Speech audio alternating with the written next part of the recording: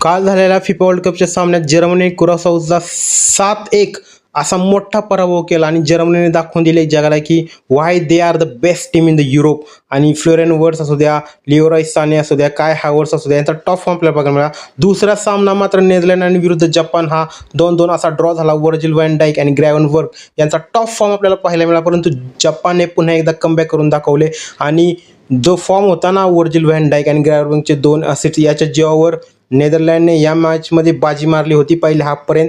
परंतु जपानने जो कमबॅक केला ना पुन्हा 88व्या मिनिटाला, तो टफ असा कमबॅक होता आणि एवढे लहान प्लेयर असताना देखील त्यांनी हेडर मारला ह्या मॅचमध्ये 28व्या मिनिटाला. ती मोठी गोष्ट होती. आणि ही मॅच झाल्यानंतर जपानच्या चाहत्यांनी कचरा पूर्ण गोळा केला स्टेडियममधून आणि हे आपण दृश्य 2022च्या वर्ल्ड कपमध्ये देखील पाहिले होते व त्यानंतर आपण हे दृश्य 2026च्या वर्ल्ड कपमध्ये देखील पाहत आहोत. आणि ह्याही जी गेस्चर आहे जपान टीमची आणि त्यांच्या सपोर्टरची, ही सिविक सेन्स टॉप लेवलचा आहे.